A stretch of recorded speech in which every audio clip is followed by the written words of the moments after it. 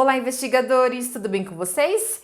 Eu sou a Monique e está começando mais uma investigação em série para vocês. O nosso caso de hoje é sobre um serial killer que aterrorizou Nova York em 1976. Então é um caso impressionante que até hoje choca muitas pessoas. Mas antes de mais nada, deixa o like aqui nesse vídeo que só assim eu vou saber se vocês estão gostando desse conteúdo. Se inscreva no canal e também ative as notificações.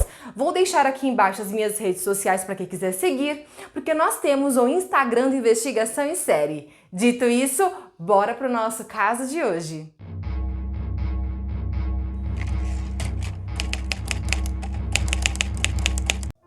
Richard Dave Falco nasceu no dia 1º de junho de 1953 em Nova York. Sua mãe se chamava Elizabeth Brother, que foi casada com Anthony Falco, e tiveram uma filha antes de se divorciarem. Richard foi fruto de um relacionamento proibido, pois seu pai, Joseph Clayman, era um homem casado que o rejeitou desde o nascimento, então a sua mãe deu a ele o nome do seu ex-marido. Logo após seu nascimento, a mãe de Richard entregou ele para adoção e foi adotado pelo casal de lojistas Nathan e Pearl Butowicz e acabou recebendo o sobrenome da família adotiva. Quando criança, David era considerado um garoto problema, devido às suas brincadeiras e comportamento bem agitado, sempre aprontando alguma coisa. Mesmo sendo um garoto muito inteligente, ele perdeu o interesse nos estudos, não tinha um bom rendimento escolar e optava por passar seu tempo livre ateando fogo em alguns lugares da vizinhança onde morava. Em algum momento da sua infância, David foi atropelado e teve um leve traumatismo craniano, e até hoje não tem nada confirmado se devido a esse acidente teve alguma consequência futura no seu comportamento. E segundo relatos de amigos próximos da família, os pais adotivos de David chegaram a levar ele a psicólogos e psiquiatras, mas não tem nenhum relato, nenhuma informação de que ele fez algum tipo de tratamento. Quando a mãe de David faleceu de câncer aos 30 anos de idade, o David não gostou nada da sua madrasta, da segunda esposa do seu pai, porque ele dizia que ela mexia com bruxaria e ocultismo. E o relacionamento entre ele e seu pai piorou muito, então David escolheu se alistar no exército em 1971, servindo na Coreia do Sul e sendo dispensado em 1974 com honras. Após ser dispensado do exército, David descobriu que sua mãe biológica, diferente do que haviam contado a ele quando criança, não havia morrido no parto.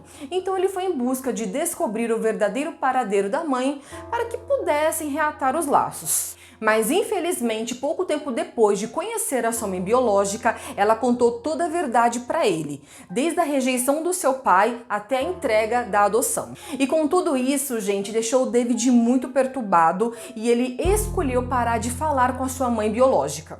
Só para curiosidade e entendimento de como traumas e acontecimentos na infância podem influenciar a formação e o comportamento de um adulto, durante a pesquisa encontrei a fala de um antropólogo forense dizendo que as situações que ocorreram no que ele descreveu como crise primária do jovem veio a resultar na destruição de seu senso de identidade e no nascimento de um assassino. Após sair do exército, David conseguiu alugar um apartamento na região do Brooks e foi fazer o ensino superior, mas pouco tempo depois desistiu dos estudos e começou a trabalhar como taxista e carteiro. Nesse período, David ainda era visto como uma figura problemática, ameaçava seus vizinhos e era considerado um homem muito desagradável e rude. Como eu tinha falado para vocês, o David ele descobriu toda a verdade sobre os seus pais biológicos e com essa situação desagradável fez com que ele voltasse a atear fogo em diferentes lugares de Nova York. O que acabou não sendo considerado muito grave, o que chamasse a atenção das autoridades, mas foi o suficiente para que ele se denominasse o fantasma do Brooks em seus diários.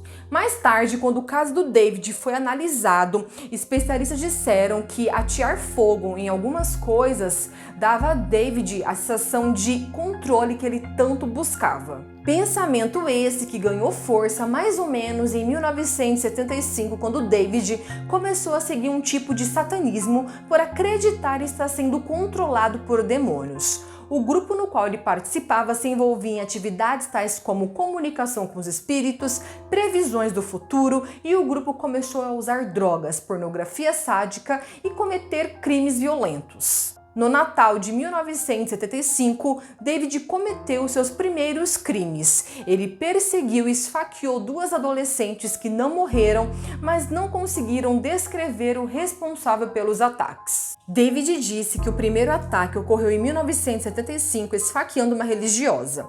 Essa vítima nunca foi identificada, mas uma outra, chamada Michelle Foreman, foi seriamente machucada e teve que ser internada em um hospital. Mais tarde, em um dos seus testemunhos, o David contou que ele ouvia vozes em sua cabeça que fazia ele acreditar na rejeição por parte das mulheres. Então ele acreditava na sua incapacidade de conseguir uma namorada. E por causa disso tudo, o ódio pelo gênero feminino cresceu ainda mais. David, depois de um tempo, se mudou para uma casa na região de Yorks, onde as vozes em sua cabeça começaram a pedir que ele matasse mulheres. E agora o demônio em questão era o cachorro labrador do seu vizinho, que se chamava Sam Carr.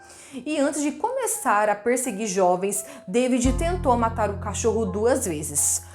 Uma com um coquetel e outra com um tiro. E também acreditava que, além do animal estar controlando seus pensamentos, ele também acreditava que o vizinho Sam, assim como o cachorro, estava dominado pelo diabo. Em 1976, o David já possuía um arsenal de armas, mas o seu xodó era uma arma calibre 44 que ele utilizou para cometer a maioria dos seus ataques. No geral, gente, o modo operandi dele era sair para caçar, nas palavras dele. Então ele escolhia a vítima, abordava e logo após ele atirava as balas na direção dela. Na maioria das vezes, as vítimas estavam acompanhadas, então estavam assim, geralmente 2 pessoas, ou dentro de um carro, então estava chegando em casa, e a polícia não conseguiu perceber esse padrão. Eles só conseguiram perceber após um bilhete deixado por David na cena de um dos crimes, que as autoridades concluíram que apenas uma pessoa havia feito os ataques. Naquele ponto, David foi apelidado pela mídia como Calibre 44. Só que outro bilhete deixado por ele fez mudar este nome. O bilhete estava escrito: "Eu sou um monstro, sou filho de Sam, me sinto como um estrangeiro, estou em um comprimento de onda diferente que qualquer outro, programado para matar." A carta garantiu a David o codinome Filho de Sam e a Nova York um verão aterrorizante em 1977. Por volta de 1 da manhã do dia 29 de julho de 1976, Mike e Rose retornavam para o apartamento após jantarem fora. A filha, chamada Donna, que tinha 18 anos de idade, e a amiga dela, Judy Valente, de 19 anos, estavam no veículo estacionado do lado de fora da residência. Mike teria visto um homem dormindo num carro amarelo estacionado do outro lado da rua. Os vizinhos também avisaram a polícia sobre um carro dessa cor rondando a área. Depois que seus pais entraram, Donna abriu a porta do carro e viu um homem se aproximando rapidamente. De um saco de papel que carregava, ele tirou um revólver e disparou por 3 vezes. Donna recebeu uma bala que a matou. Judy levou um tiro na perna e a 3ª bala se perdeu. O atirador fugiu. Judy, que sobreviveu aos ferimentos, disse que não reconheceu o assassino. Ela o descreveu como um homem branco de 30 anos, de cabelo curto. Essa descrição batia com a de Mike, do homem que estava no carro amarelo. Os detetives da Delegacia de Homicídios de Nova York recolheram poucas pistas, mas a mais importante foi a arma utilizada, que era o calibre 44.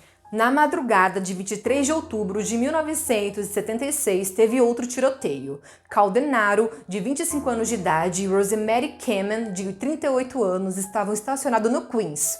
Por volta da 1h30 da manhã, a janela do carro foi estilhaçada e o casal ouviu vários disparos. Carl e Rosemary não viram quem deu os tiros. Carl foi atingido na cabeça e Rosemary ficou ferida pelos estilhaços.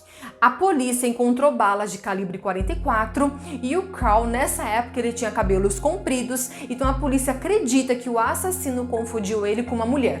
O pai da Rosemary era um policial veterano, então ele se aprofundou nas investigações, só que como no outro caso que eu contei pra vocês, não tinha motivo para os disparos, então a polícia não fez tantos progressos. Na noite do dia 26 de novembro de 1976, Donna DeMesse, de 16 anos de idade, e Joanne Lomina, de 18 anos, voltavam para casa depois do cinema e ficaram do lado de fora da casa. Um homem alto, louro escuro e de olhos negros e com uma roupa militar se aproximou e ficou próximo das garotas.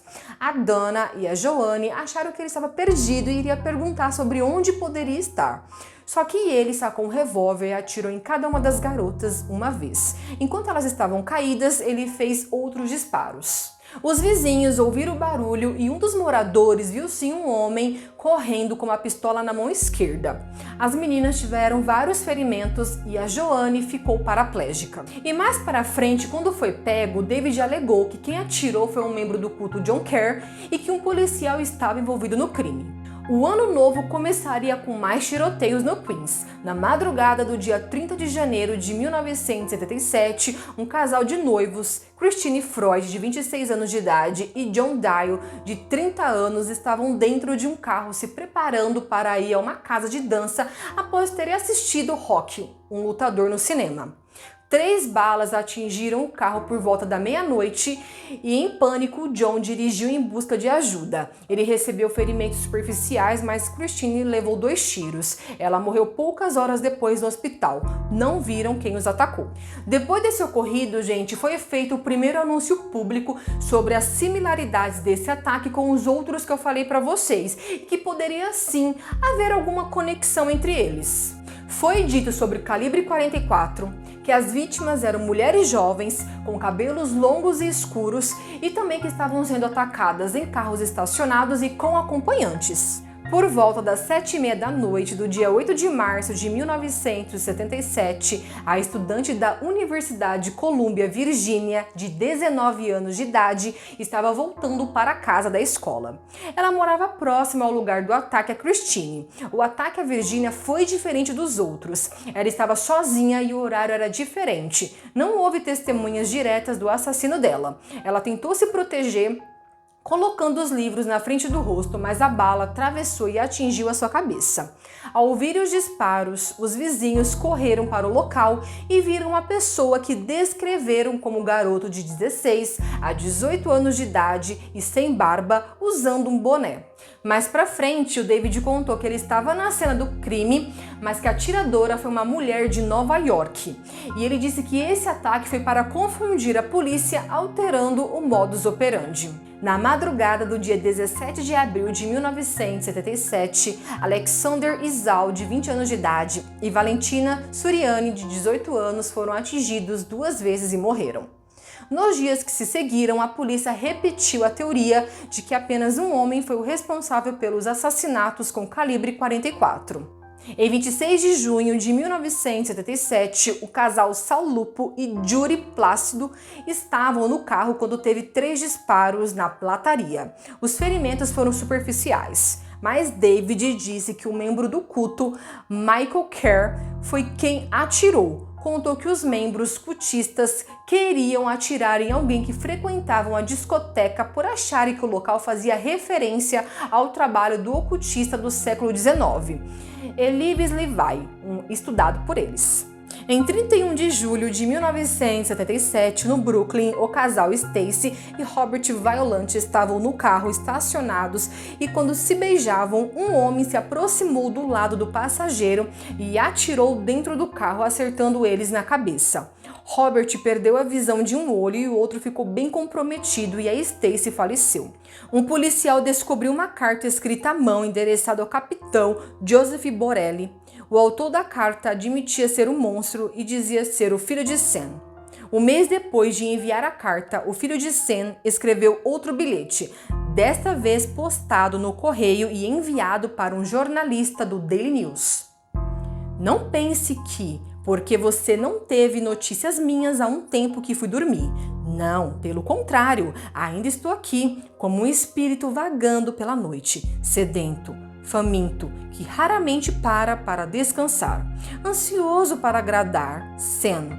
Parte da mensagem foi publicada juntamente com o pedido do jornalista para que o assassino não cometesse mais crimes. Só para vocês terem noção, gente, a população de Nova York estava vivendo com muito medo desse serial killer. Então bares, restaurantes e outros estabelecimentos estavam fechando mais cedo. E as mulheres da cidade começaram a cortar e a pintar seus cabelos para não atrair o criminoso, porque ele gostava de mulheres com cabelos mais compridos, na altura assim dos ombros, e também escuros. As autoridades criaram a Operação Ômega com mais de 300 especialistas com o objetivo de parar o filho de Sam. E o David, gente, ele era bem afrontoso com a polícia, ele não teve medo e ele cometeu mais 2 crimes. O último foi o caso do Robert, que eu contei pra vocês, que ele perdeu 90% da visão. O que David não podia imaginar é que mesmo ele zombando bastante da polícia, é que naquela noite que ele cometeu esse crime com Robert, ele cometeu um grave erro. Na mesma noite de 1977 que Stacy e Robert foram baleados, a Cecilia Davis passeava com seu cachorro quando viu um policial multando um carro estacionado em local proibido. Momentos depois, viu o dono do carro passando por ela com um olhar bravo. No dia seguinte, quando soube o que havia acontecido em sua vizinhança, Cecilia contou às autoridades explicando o que viu. Foi aí que, após muita pesquisa, os investigadores da Operação Ômega chegaram no nome de David. Sem um mandado para investigar o apartamento dele, os policiais fizeram uma busca em seu carro, onde encontraram um rifle e uma mochila cheia de munição, mapa da cena dos crimes, outra carta destinada às autoridades e, é claro, um revólver calibre 44. Quando finalmente investigaram a residência de David, os policiais descobriram grafites satânicos rabiscados nas paredes e diários com detalhes de sua vida e de seus crimes. O que ocorreu no momento de sua prisão permanece um mistério. Enquanto algumas pessoas dizem que David teve uma breve conversa com o policial responsável por sua prisão, outros afirmam que o assassino caçoou o policial. Diferente do que se esperava, David confessou todos os crimes que cometeu e se declarou culpado de todos os assassinatos e ataques. Na época, seu advogado tentou convencer o David de atestar insanidade para tentar obter uma pena mais leve, mas David se recusou. O perfil psicológico dele foi feito pela polícia em 26 de maio de 1977. Ele foi descrito como um neurótico e provavelmente paranoico e esquizofrênico que acreditava ser vítima de possessão demoníaca. Sendo assim, em 1978, o serial killer foi sentenciado a 6 penas de 25 anos de prisão perpétua no Centro Correcional de Nova York. Tempos depois, em 1979, quase foi decapitado por seu colega de cela. Mesmo tendo se voltado para a religião e buscando viver uma vida reservada, a figura de David continua contraditória e, por mais que declare não gostar da fama, ainda é um dos serial killers mais conhecidos dos Estados Unidos. É isso aí, investigadores, esse foi mais um caso de hoje. O que vocês acharam desse caso? Ele é realmente super interessante e muito triste ao mesmo tempo, mas deixa aí, eu quero saber o que vocês acharam. Não se esqueçam de curtir esse vídeo e se inscrever no canal. Então vamos se ver no próximo vídeo. Até mais, investigadores!